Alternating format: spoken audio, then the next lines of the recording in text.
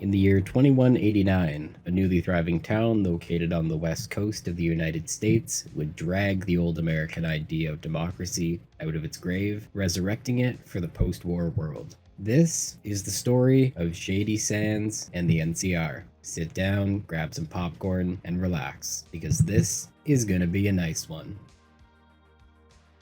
Before we get into how the nation was founded, we should probably learn a little bit about who these people were and what drove them as a society.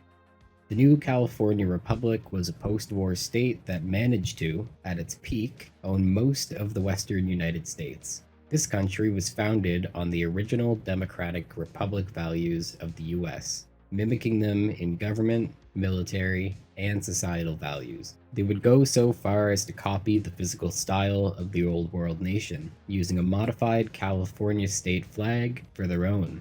They would add a second head to the bear as an ode to the mutated animals and life of the new world they lived in. Their American-style democracy would consist of elected representatives who voted on policies and laws for the country. These representatives included, but were not limited to, state governors, senators, House members, judges for the court systems, and a president elected by the people to manage it all. In order to run the country efficiently, they would divide their lands into states for the core provinces and territories for their fringe outer holdings, usually being autonomously governed. All of these factors allowed for an effective and efficient nation that had a leg up on the rest of the wasteland. A proper republic. Now that we're all up to speed on who the NCR is, we can dive into the rest of their story. Back in the pre-war days, the United States government built 100+ vaults with the help of an independent contractor, Vault-Tec. One of these bunkers, Vault 15, located in California, would turn out to be a deadly social experiment. The residents would consist of people who lived on both sides of the political and ideological spectrum, with some who could be considered radicalists. Naturally, it wouldn't take long for the Vault residents to become at each other's throats. This problem was exacerbated by the fact that the Vault had become overpopulated and dangerously low on supplies. By the year 2097, a large group of residents would strip the vault for parts, leaving for the wasteland in search for a better life. The wasteland would end up being, let's just say, worse for many of the dwellers. A significant number of them would stay together and settle down to create the town of Shady Sands.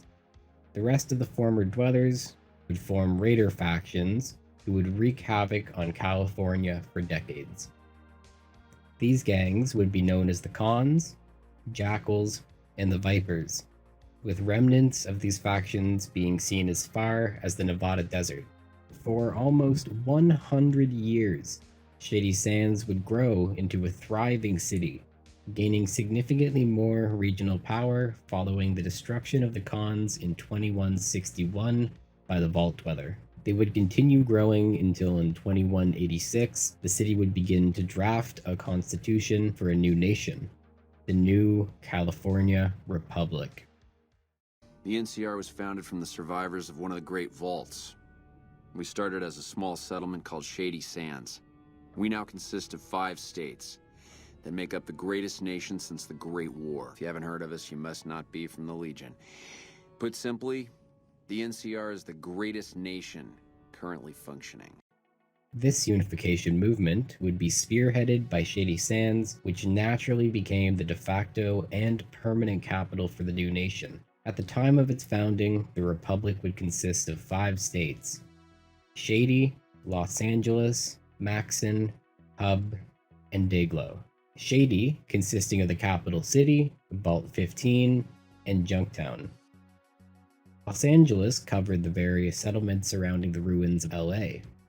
Maxon housed an independent Brotherhood enclave of Lost Hills, meaning it mostly consisted of military outposts.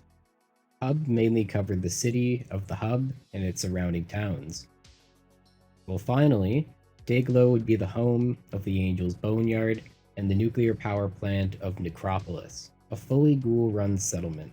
All these states make up the greater entity that is the new California Republic.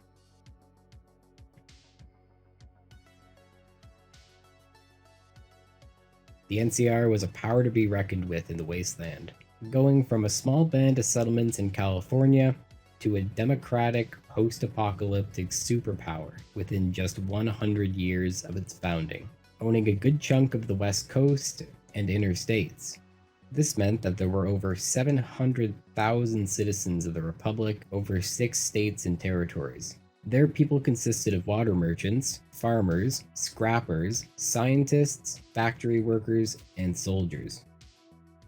There were also a lot of less favorable people who lived on the fringes of NCR territory, mainly consisting of drug dealers and gangs in hiding. Aside from the raiders and drug dealers, this massively diverse population allowed for the NCR citizens to specialize in different trades and professions, providing the citizens with factories, research laboratories, a general sense of law and order for their citizens, and a somewhat functioning governmental body. Corruption aside, this massive organization effort managed to increase the average NCR citizen's standard of living far past any other place in the wasteland. Rather than worrying about where to find their next meal or dose of medicine, the average citizen would instead be able to focus on internal and political struggles to better the Republic as a whole. For better or worse, the structure of Old World America managed to push the new California Republic towards a bright future for all of their citizens.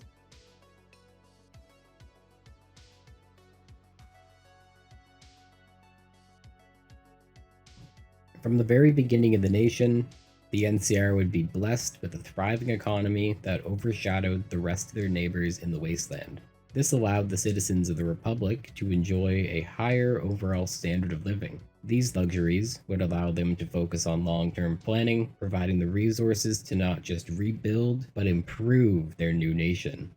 Initially, the Republic would use a basic bottle cap currency, the standard for the time, but over the decades, they would switch to using gold coins for a time, eventually ending up with a paper-based currency as the nationwide standard. The bulk majority of this newfound wealth would come from the nation's ability to harness their newly acquired lands, terraforming vast quantities of the barren, irradiated deserts of California into mostly thriving farmlands for their growing population to tend to. They would also benefit from a massive population of Brahmin that roamed their lands. Another big moneymaker for the nation came from the Republic's almost endless supply of fresh water, which, combined with their Brahmin, would go on to create one of the largest businesses of the post-war world, the caravanners, with the largest group being the water merchants, who, as the name suggests, had a stranglehold on the water markets of the NCR.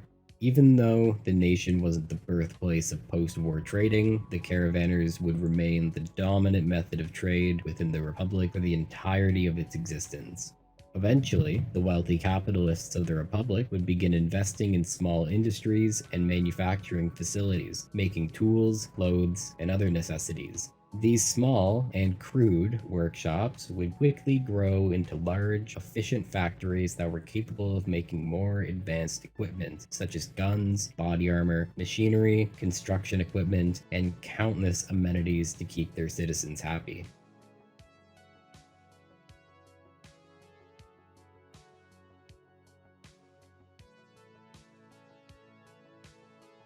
In the post-apocalyptic wasteland of America, power is everything.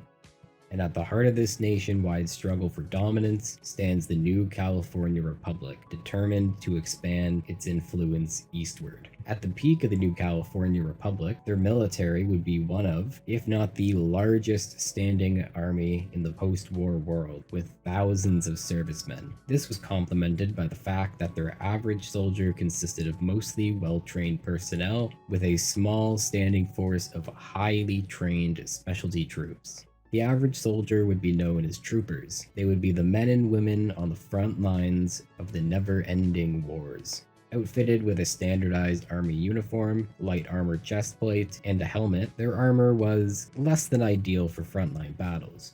They would be equipped with a standard rifle for troopers, the service rifle, a semi-automatic assault rifle firing 5.56mm rounds, known mostly for its low cost to produce and not its overall effectiveness. This equipment was perfectly fine for pacifying raider gangs or packs of wildlife, but becomes horribly ineffective and downright suicidal when facing an enemy of formidable strength. This becomes brutally apparent when looking at the casualties taken against their heavy armored and organized foe, the Brotherhood of Steel, losing close to 30 troopers per Brotherhood night.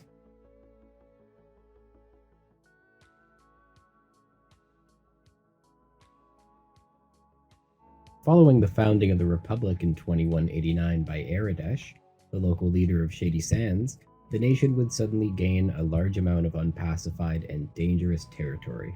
As you would expect, Aradesh immediately began his plan to pacify and consolidate his lands. Unfortunately, he wouldn't get very far along with his plans due to his death in 2196. Reportedly, after living a long and fulfilling life, he wanted to go out with a warrior's death, leaving in the dead of night for the wasteland, never to be seen again. Aradesh was a popular figurehead for his nation, being the man responsible for the growth of Shady Sands, the founding of the NCR, and first president of the Republic. Naturally, his daughter would be unanimously voted into office as the official second president of the Republic. At the time of her election into office, Tandy would be 51 years old, spending her whole life learning from and helping lead with her father Aradesh. This gave her a great advantage over any other possible leaders, considering she knows the Republic and its politics like the back of her hand.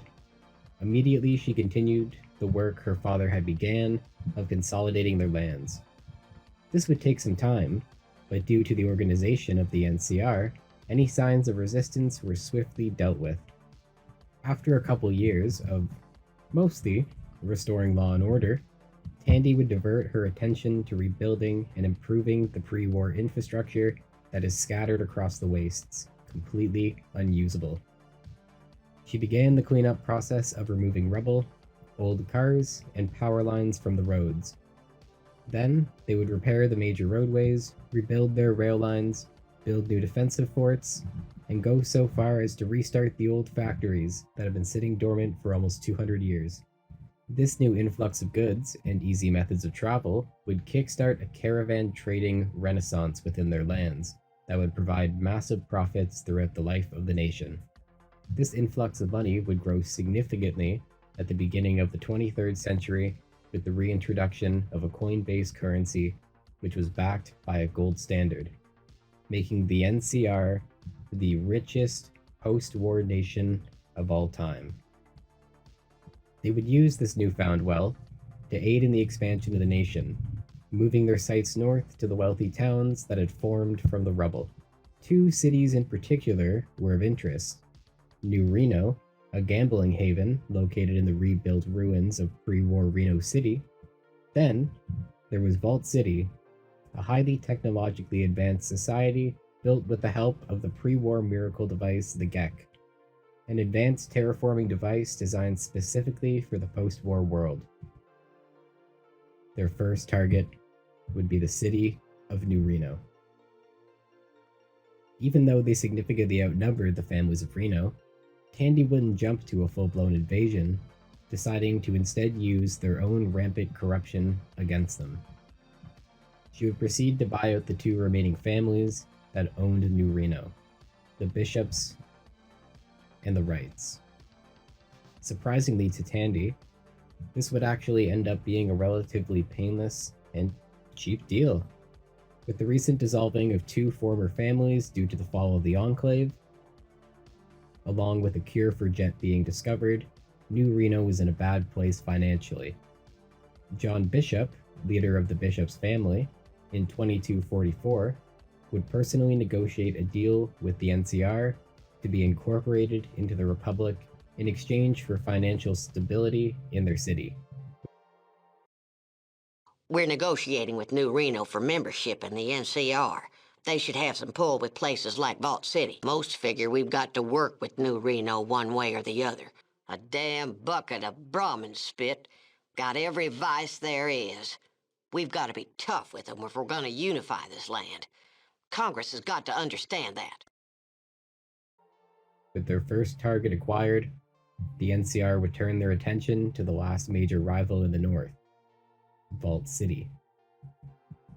At first, Tandy and John Bishop would offer a chance at an alliance, with Vault City rejecting the deal at the beginning of 2241. With the chance of peace out the door, the two leaders would begin a campaign of terror against Vault City and its trade routes. Within just 2 months, in March 2241, raiders who were hired by New Reno would begin attacks on Vault City's caravans. At the same time as these attacks, the NCR leadership was attempting to convince the city's councilors that if they joined the Republic, they would be able to provide protection against said attacks. These negotiations would again devolve into petty arguments, leading to no progress for anyone.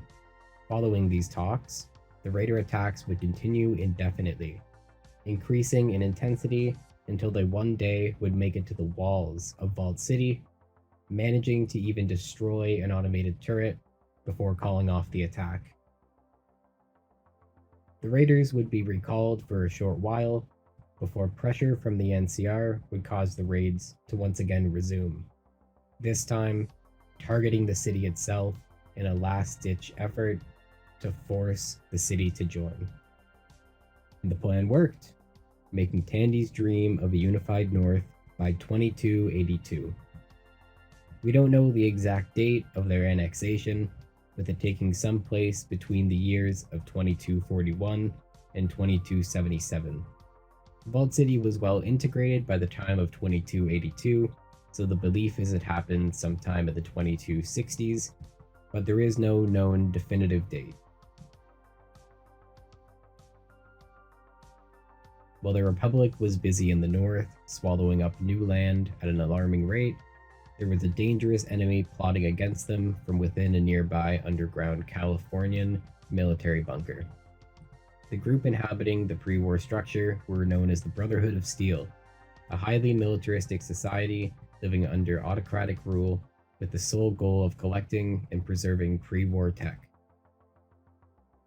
Their roots began in the US military before the falling of the bombs, with a man by the name of Roger Maxson. After learning about the horrid secrets the US government was keeping from the Republic in relation to their FEV experiments, he and his soldiers would defect, going AWOL. Maxson would go on to start a new order, separate from the US government, under a new name with a new goal. After seeing firsthand the suffering that came from unchecked runaway technology, they vowed to regulate its usage in order to prevent a second apocalypse. Their authoritarian order and technology hoarding tendencies would push the faction into an isolationist attitude. Regardless, they remained one of the most influential factions in the post-war wasteland even 200 years later. The ancient Brotherhood came from someplace far up north, a long, long time ago. We call this the Great Exodus. Well, you see, they're the ones who want to become protectors of the Brotherhood. There's not many of them, but they train their whole lives to become paladins. Okay, well, scribes are the keepers of all the histories and the blueprints for the weapons we make. The Brotherhood and NCR always had some trouble getting along due to their close proximity to each other and conflicting ideals. Even with these small conflicts, the Brotherhood and Shady Sands managed to stay on friendly terms, with the Brotherhood even having an outpost in the city. This peace couldn't last forever, though. Sometime in the 2240s to 2280s, the Brotherhood, threatened by the NCR's northern expansion and enticed by the absolute gold mine of pre-war tech they had recently acquired from Vault City, they would declare war on the NCR. Using a surprise attack to quickly capture a handful of border towns, capturing the Republic by complete surprise. Their goal was to push all the way to the NCR's capital of Shady Sands and force the nation to submit to their will. They would never make it there. You see, the Brotherhood had some of the best trained units in the wasteland, with the best equipment.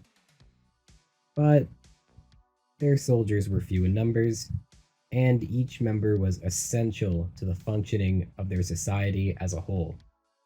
This meant that the loss of even a single high-ranking Brotherhood member could send the whole government into a crippling paralysis. On the other hand, in the Republic, NCR troopers were a dime a dozen. The average soldier went through minimal training, sometimes lasting as little as 2 weeks, and were given subpar gear before shipping out to battle. Even though these troopers proved to be largely ineffective against the Brotherhood soldiers, they were easily replaceable, quickly trained, and cheap to support. The Republic, thanks to their new territories and inclusion of women into their fighting forces, had a massive pool of fighting-age citizens to conscript from. The NCR did have a specialty unit, the Rangers, who would act as their scouts and perform special operations for the Republic's government. These troopers were harder to replace and fewer in numbers, consisting of only the best hand-selected soldiers from across the nation. The loss of a ranger was considered a tragedy, but was never detrimental to the structure of the nation. All of these factors would lead to the Brotherhood suffering heavy losses after an NCR counterattack, forcing them into a retreat back to their lands. At first, the retreat would begin tactically, but by the time they would leave NCR territory, they would be in a full-blown retreat from the enemy. The Brotherhood's remaining forces would have no choice but to hide underground in their bunker, Lost Hills, where they would bide their time, reinforcing their numbers to plan their counterattack on the Republic. As of 2282, the two nations would still officially be at war, with small skirmishes occurring across the west coast, though the war had mostly gone silent, with the Brotherhood locked in their bunker and the NCR's attention turning east towards the Mojave Campaign.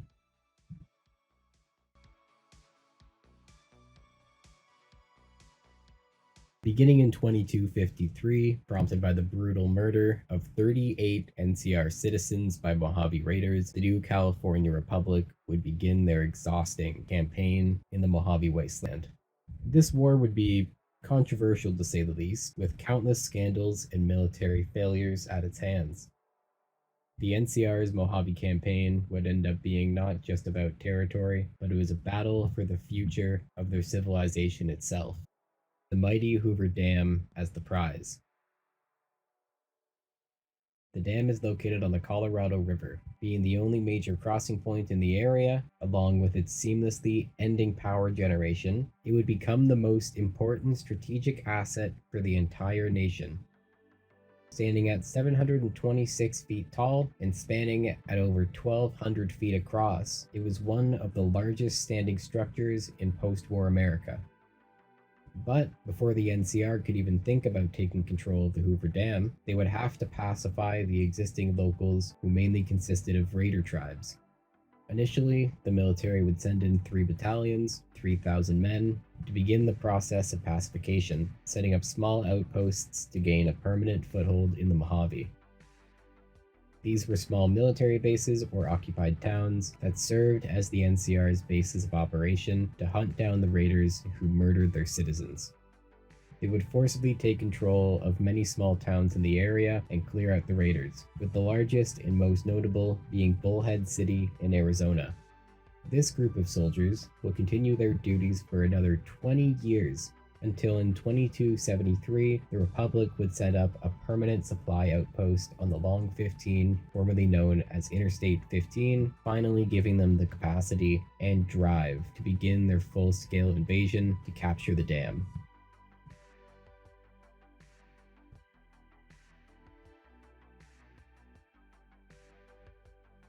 This invasion wouldn't be as easy as the NCR had expected, due to an unknown power that had been planning his return from within the Lucky 38 casino in the ruins of Vegas.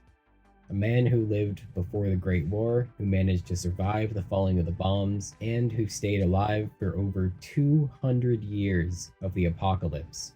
This incredibly resourceful man was Robert Edwin House, founder and CEO of Robco Industries.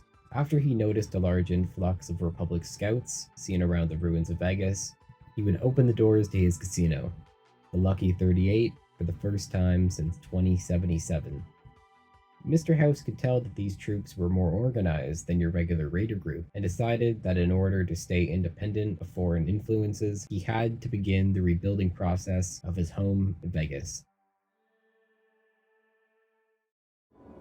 I've resurrected Vegas, spirit intact. What I need now is the ability to enforce my rightful claim. Not just against Caesar's Legion, by the way. In fact, the NCR is a more present and insidious threat. To enforce, one must have force, a position of strength. Years ago, when I detected NCR scouts roaming the Mojave, I could tell from their uniforms that these were no mere tribesmen. I knew it was only a matter of time before an army appeared to take control of the dam, and I knew my Securitrons wouldn't be enough to oppose them. And so I recruited the 3 families. Vegas belongs to me because I mustered enough strength to bring the NCR to the bargaining table. Being bound to a life support unit, House wouldn't be able to complete his goals on his own. He would use the firepower of his Robco Securitrons in order to intimidate the local tribes into joining him. They would rebuild the streets of Vegas and its casinos, while in return they would receive food, education, housing, along with their very own casinos to manage. With this extra help, Mr. House would manage to fully rebuild Inner Vegas, even constructing a metal outer defensive wall, all before the inevitable arrival of the new California Republic's main forces. When the NCR's army did arrive in 2273, they were confused to say the least.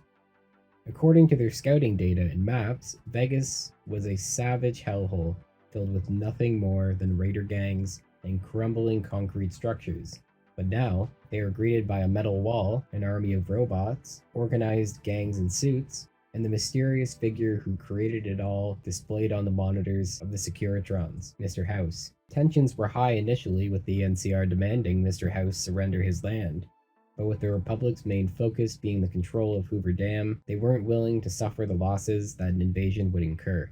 This led to the 2 leaders to begin negotiations on a treaty that would ensure a peaceful coexistence between their nations, culminating in the signing of the Treaty of New Vegas in 2274, which allowed the free movement of Republic citizens into Vegas while ensuring that Mr. House wouldn't interfere in the occupation of Hoover Dam and, when necessary, would assist in the rebuilding process. A relative win-win for both parties, giving House access to the wealth of the NCR citizens to fuel his economy, while the NCR is free to do as they wish with the rest of the Mojave wasteland. New Vegas is more than a city. It's the remedy to mankind's derailment. The city's economy is a blast furnace in which can be forged the steel of a new rail line running straight to a new horizon. What is the NCR? A society of people desperate to experience comfort, ease, luxury. A society of customers. With all that money pouring in, give me 20 years and I'll reignite the high technology development sectors. 50 years and I'll have people in orbit. 100 years and my colony ships will be heading for the stars to search for planets unpolluted by the wrath and folly of a bygone generation. Immediately, the NCR forces would move en masse to the Hoover Dam to finally secure control, officially setting up base in late 2274. Things wouldn't stop there though. Out east in Arizona, there was another great power growing in the ruins of the post-war world. One with strong militaristic ideas and an even stronger opposition to modern technology. Caesar's Legion. Ever since its inception in 2247, the NCR had been involved and concerned by the expansion of the Legion, with the Rangers specifically joining the Republic in hopes of protection from the Empire. Caesar began his life as a member of the Followers of the Apocalypse, living in NCR territory. He would despise the way the nation was run, preferring to look towards the writings of Julius Caesar for inspiration as to what a proper, stable, post-war nation could and should be. He would heavily insert these expansionist and dictatorial values into his government, creating a modern-day Roman Empire to build his better world. This type of dictatorship was in direct conflict with the democratic, individualistic nation of the NCR, putting the two parties at odds with one another on an ideological level. From the outskirts of Camp McCarran to the bloody battles at Nelson and Hoover Dam, the campaign against the Legion will be a hard-fought battle that will test the resolve of the NCR military and will bring the harsh realities of war to the doorstep of their citizens.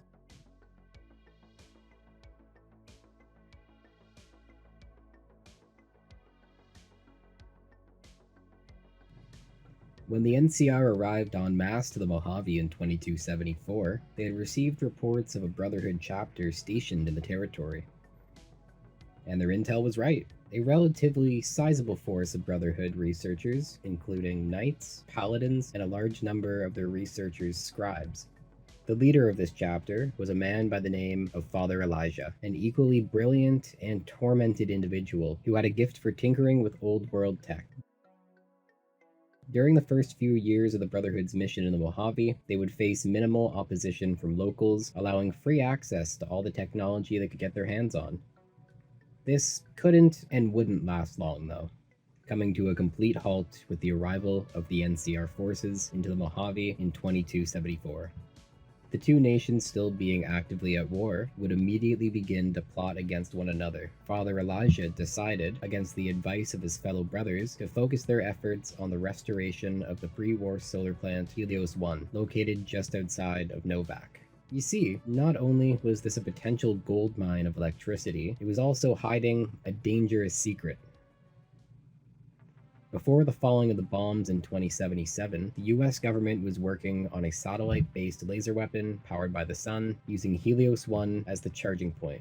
Was why Elijah fought so hard to defy the wishes of his forces in order to occupy Helios 1, a highly non-defensible structure. He was hoping to reactivate the long-lost weapon of the old world, using it to crush the Brotherhood's longtime enemy, the NCR, spending the next 2 years performing guerrilla operations into NCR territory while performing raids on their camps.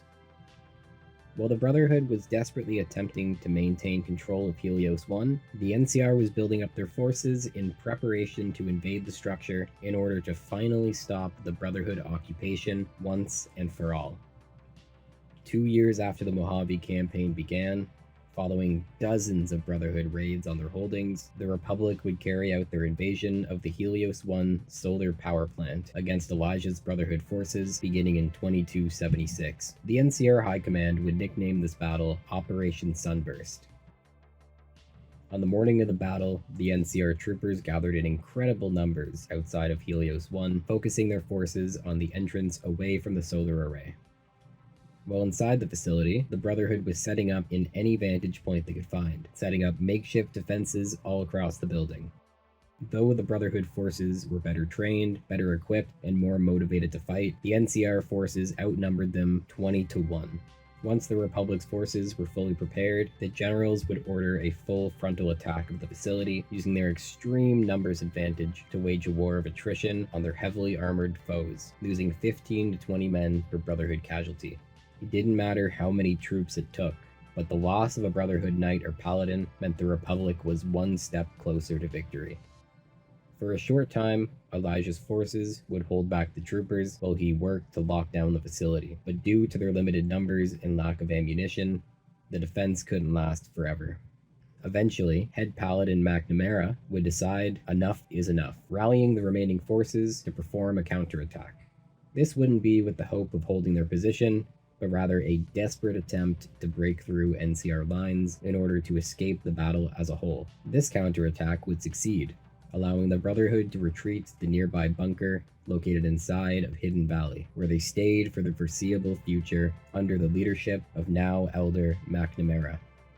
While Elijah, on the other hand, would abandon Helios 1, disappearing into the wastes without a trace. There are rumors floating around the Brotherhood ranks that he went hunting for another horrifying pre-war technology hidden inside the abandoned resort of the Sierra Madre Casino, but unfortunately, nobody has ever returned alive to confirm these reports. Begin again. in the night.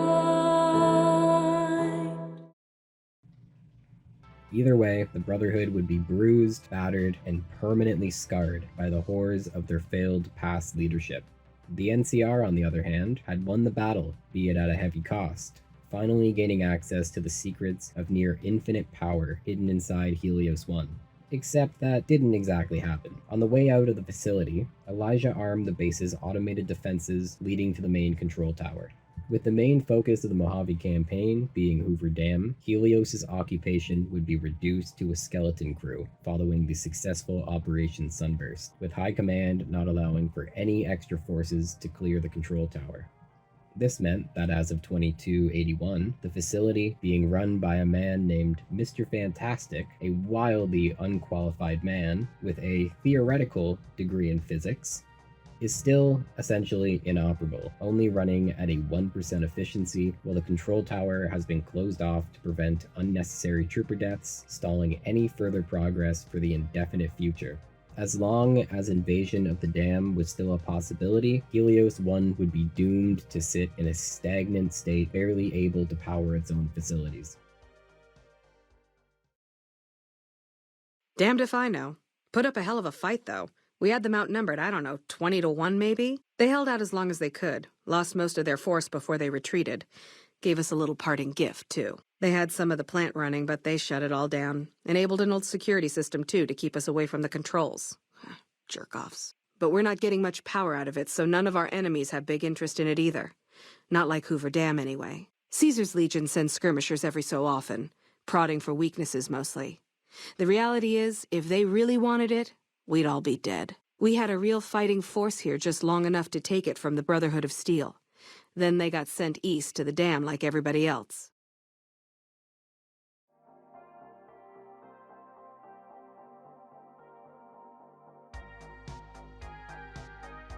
The earliest sighting of Legion forces for the NCR was during the Ranger unification in 2271. The Rangers had been sending expeditions to fight Legion forces for years, though after unifying, they would rather resort to surveilling the Empire for fear of full-scale war.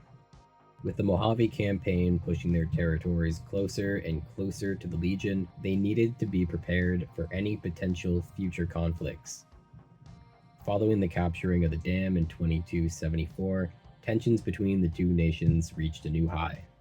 The NCR needed the structure to power their cities, factories, and military in their growing nation, while on the other hand, the Legion saw the dam, and more importantly, the city of New Vegas, as a prize to be won, a land that Caesar owned by birthright to use as a new capital, a new Rome.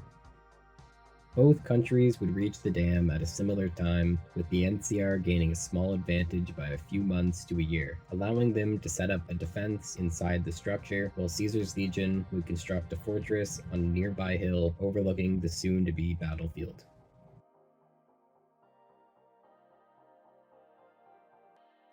In 2277, the inevitable day would finally arrive where Caesar pulled the trigger on the invasion of the Hoover Dam. His army would be led by his right-hand man, Joshua Graham, a Mormon follower who had been with him since the days of the tribals, a strong but fair leader who was favored by the men. On the NCR side, their forces would be under the command of General Oliver Lee, while the Rangers were commanded by Chief Hanlon.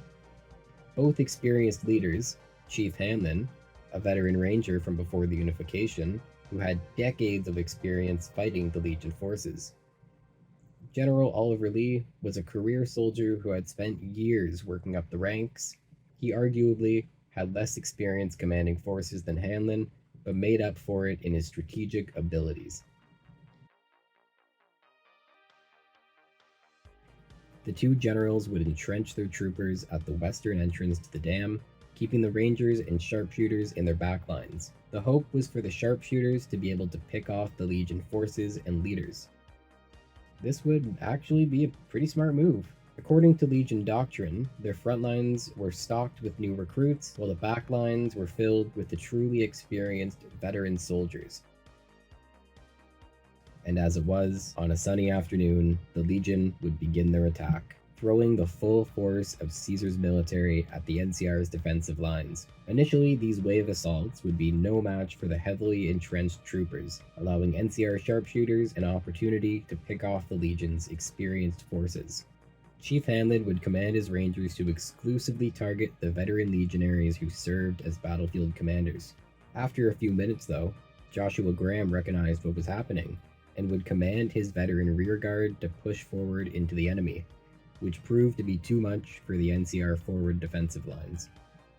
NCR General Oliver Lee, scrambling to maintain discipline, would order his forces to make an opening in their lines, setting up defenses along the edges of the dam wall.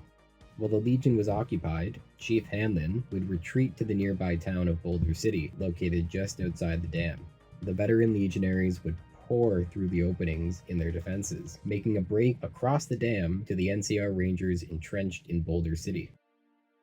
While the lesser experienced recruits, now lacking leadership, were forced to continue battling Oliver Lee's entrenched troopers on the dam, suffering heavy losses. In a matter of minutes, the veteran legionaries would enter the city of Boulder, prepared to engage their enemy. But when they arrived, no one was around. The city was empty, with not a soul in sight. Unknown to the Legion spies, the NCR had ordered its rangers to retreat through the city, entrenching just outside the city limits. This may seem like an odd tactic to defend the dam, but again, unknown to the Legion, the NCR leadership had ordered its engineers and civilian bomb experts to rig the entire city with explosives the day before the battle, using enough dynamite to ensure it would destroy the entire city center. This was the master plan of Chief Hanlon and his veteran rangers, a wild card plan that would attempt to use the Legion's overwhelming confidence as a way of trapping them. And thankfully for the whole NCR military, this gambit worked. After the Legion entered the city, they would set off the explosives, causing the entire force to either be killed or be too disoriented to continue fighting. Before even the smoke from the blast could clear, the Rangers charged into Boulder, attacking the stunned Legion forces head-on, forcing a full-scale retreat across the dam, and when the remaining recruits on the dam saw what happened, they would also begin a full-scale retreat. The NCR forces would clear out the remaining legionaries before fully recapturing the structure, marking the official victory at the First Battle of Hoover Dam. Following the successful defense, General Oliver Lee would be promoted to General of the Mojave Forces, while Chief Hanlon would also get a promotion, going down as a hero in the NCR history books. On the other side of the river, for his failure at the dam, Joshua Graham would be punished severely. Caesar ordered his men to cover Joshua in oil, light him on fire, and toss his burning body into the pits of the Grand Canyon. Joshua being one of Caesar's longest-serving allies, he had to reinforce to his men that failure would not be tolerated in his ranks, no matter who you are. This wouldn't be the last time these two armies meet on the walls of the Hoover Dam, but for now, they would have to take their time to rebuild their armies, strengthen their defenses, and prepare for the next engagement. Everything was going according to President Kimball's plan at first. We met minor resistance from local troublemakers.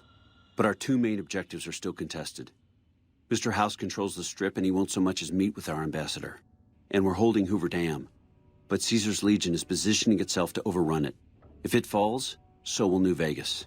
We'd be forced to withdraw. We set up here with our sights set on annexing New Vegas. That's a lot of resources that could do a lot of good for us. But that hasn't happened. If anything, they annexed us. They rake in the profits from our soldiers and we're stuck protecting them from the Legion. Not exactly the plan. Now we're trying to secure the Strip and the dam at the same time, and it's costing us.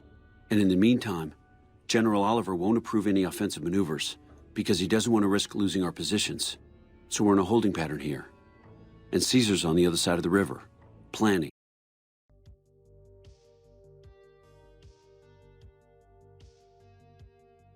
Following the First Battle of Hoover Dam, the Legion would commit a large amount of their remaining forces to the invasion of small towns along the NCR supply lines, such as Hopeville and Ashton, which ran along the borders of California and Nevada. Both the Legion and the NCR would fight over this contested land, focusing mostly on Hopeville. though the NCR had gained the upper hand thanks to the help of their special forces. This fighting wouldn't last long. One day, a courier of the Mojave Express would show up with a suspiciously marked package to the local post office. Unknown to the courier or the recipient of the package, the contents contained a detonator that was set to activate. Normally, this wouldn't be that big of an issue, but with Hopeville being a pre-war nuclear silo town, the risk of detonation was extremely high. After the timer had expired and the courier had left town, the nuclear bombs in the city of Hopeville would explode, destroying the entire town, killing most of the residents, and turning the rest of the survivors into aggressive, ghoulified creatures who had their skin ripped off by the sandstorms of the Divide. The introduction of these sandstorms, combined with the radiation of nuclear bombs, Hopeville had become virtually impassable for the NCR and Legion forces. This severely crippled the NCR's supply lines into the Mojave, ruining their plans at capitalizing on their victory, allowing the Legion to continue lingering in the area. Their close proximity meant that the NCR was at risk of smaller invasions being unnoticed. The first major blow to NCR operations in the Mojave occurred in 2281, following the opening of radioactive containers kept within Camp Searchlight, a border town to the Arizona River and NCR strategic outpost. This forced the Republic to retreat fully from the town, losing most of their stationed troops to radiation. Later that same year, the Legion would decide to set up their forward base of operations, acting as their main crossing point across the Colorado River. They named this base Cottonwood Cove, housed within an old camping resort that was naturally protected behind the walls of the nearby canyons. The introduction of this base caused the NCR forces to suffer from a greatly increased rate of invasions and raids by Legion forces into their territories, such as the massacre of Nipton, the butchering of Ranger Station Charlie, and the frequent enslavement of NCR citizens. With this loss of territory and troopers, the Legion would capitalize on their gains by pushing the NCR forces back across the Colorado River, mounting assaults on Willow Beach, the Arizona Spillway, and finally on the town of Nelson. These losses for the NCR now meant that the Legion owned the entirety of the eastern shoreline, while at the same time holding multiple outposts on the western side. Though, even with these victories under their belt, the Legion wouldn't have the ability to mount full-scale assaults, rather resorting to a campaign of fear and starvation in the Mojave. The main goal here being to strike fear into the enemies of the NCR citizens with the hope of demoralizing the army as a whole and strangling their supply lines to the point of permanent damage. Almost 4 years after the bloody Battle of Hoover Dam would take place in 2277, the conflict would reignite into the Second Battle of Hoover Dam, beginning in 2281. The lead up to the battle was tense to say the least. The NCR and Legion forces were on high alert, hoping to get the upper hand on one another, while Mr. House was waiting in the wings for his own opportunity to strike. Though the fight would take place on the same battlefield, by no means would it be the same as 2277. This time, the famous Courier was involved. Unknown to any other faction in the Mojave, Mr. House had been plotting to upgrade his forces with the help of a long-lost microchip built before the war. In 2281, he had finally found the device, sending a courier to deliver it to him. He would also hire duplicate couriers to ensure the protection of his property. The delivery didn't exactly go to plan. One of Mr. House's employees, Benny, would track down the courier, shoot him in the head, steal the chip, and leave his corpse in a shallow grave. You got what you were after, so pay up. You're crying in the rain, Pally. Guess who's waking up over here? Time to cash out. Will you get it over with? Maybe cons kill people without looking them in the face. But I ain't a fink. Dig? You've made your last delivery, kid. Sorry you got twisted up in this scene. From where you're kneeling must seem like an 18-carat run of bad luck. Truth is, the game was rigged from the start.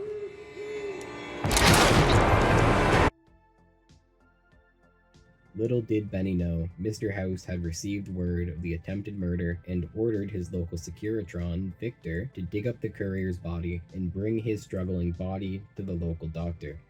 Thankfully, Doc Mitchell would be able to patch the courier up, with the side effect of minor brain trauma-based amnesia.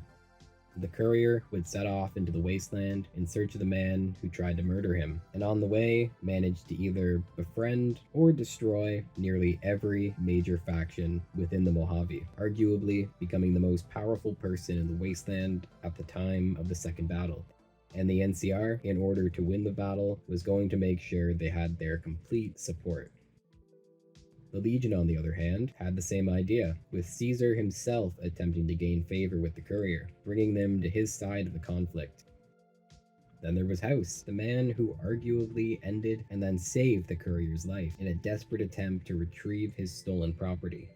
All of these factions fighting for the attention of one extremely powerful mailman who may just decide the future of the Mojave. If the NCR wants to win the battle, they're going to need help from all of the Courier's friends. If you want to find out exactly how the Second Battle of Hoover Dam concludes, and who will come out on top, you'll just have to jump into the sandy wastes of Nevada and carve your own destiny. Thanks for watching.